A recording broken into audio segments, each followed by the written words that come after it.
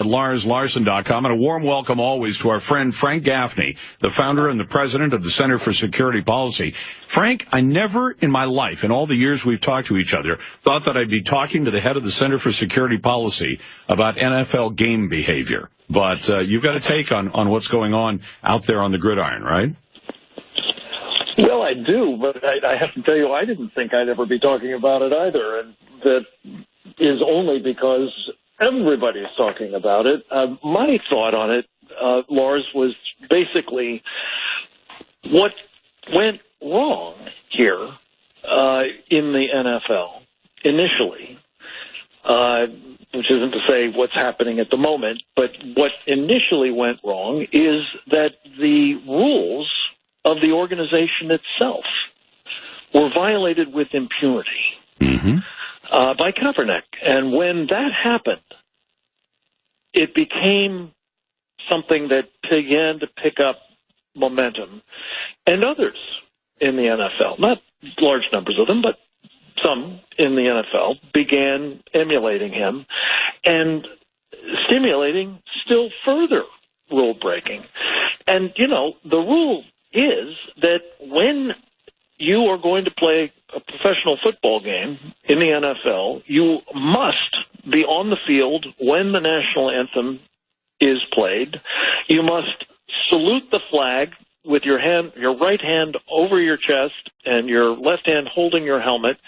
And if you fail to do that, according to the rules of the NFL, even on the first offense, you can be disciplined, including being fired.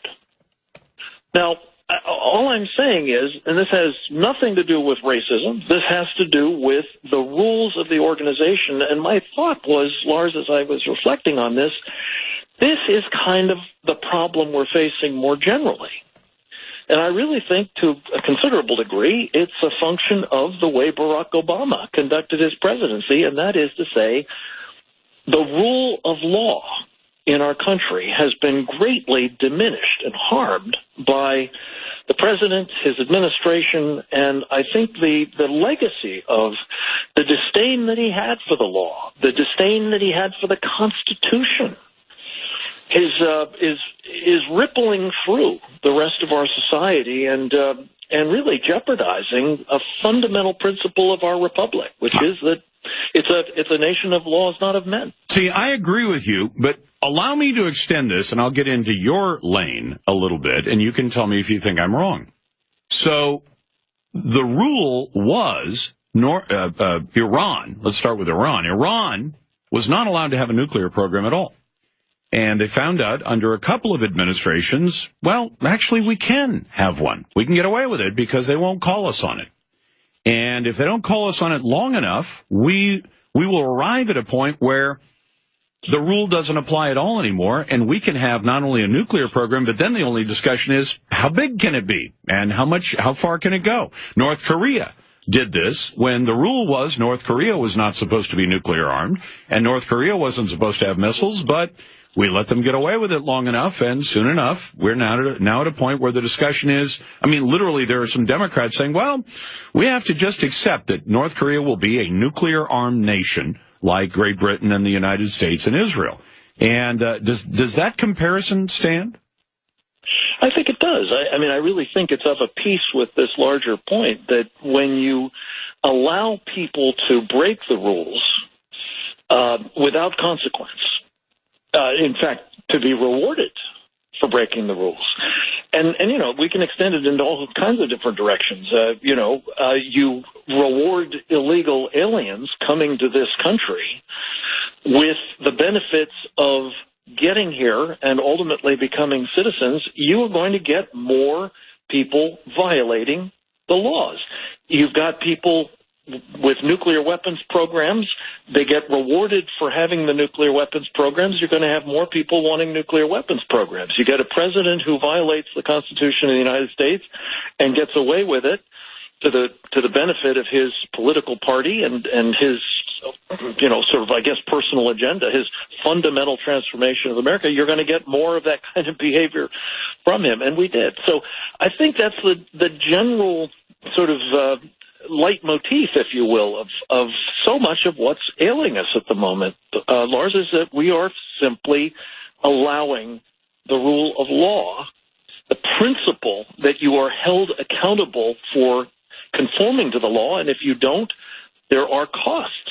That's all going over the side, and society cannot function with that as the new order of things, I really believe. You know, Frank, I have a friend who works in law enforcement as a prosecutor, and he points out that there are lots and lots of papers and studies that have been done on this, that if you, not so much the United States up till now, but they say that you also erode even the honest law-abiding person's willingness to follow the rules when you begin to allow, when there's an official allowance of law-breaking activity, then at some point even the law-abiding guy says, why am I following all these complicated, expensive, inconvenient rules when the powers that be seem willing to let you do it as long as enough people are doing it all at the same time.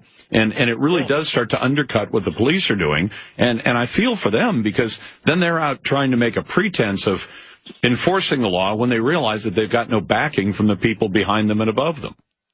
Yeah, and at some point, and this isn't to condemn the police, it's simply to state of reality, at some point they stop thinking that the rules apply to them either. And you get corruption and you get more lawlessness, and it is a death spiral for a society like ours, no question about it. And I think your point is so well taken, or the police officer you're referring to is so well taken. That's the tipping point. When even law-abiding citizens realize that they're being played for fools for conforming to the requirements to pay their taxes or not to steal things or, not to cheat on their wives or whatever else.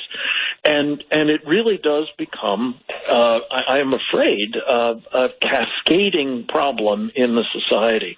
So having started with the NFL, we've now got the whole world sort of coming unraveled, and I'm afraid it feels like that at the moment. Well, and you wonder what's going to happen now, because I also wanted to ask you about whether or not Trump pressuring China will get them to bring pressure to bear on North Korea. Well, maybe it will and maybe it won't.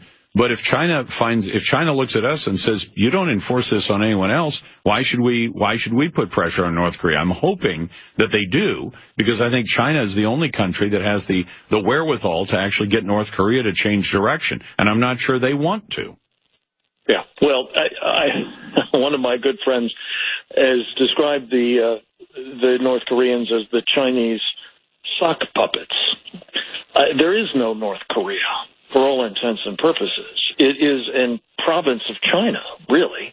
The Chinese prop up the regime and allow it to operate at their sufferance. They essentially are the only means of support for that regime. So I think this isn't a question of, persuading them that doing that is not in their interest. I think they're convinced it is in their interest to have these bad boys consuming Americans' attention. And it's been observed, Lars, that as we are focused, and understandably so, on this dictator in North Korea who's threatening an electromagnetic pulse against our electric grid and the destruction of our country, perhaps with a single nuclear weapon, as we've talked about for years.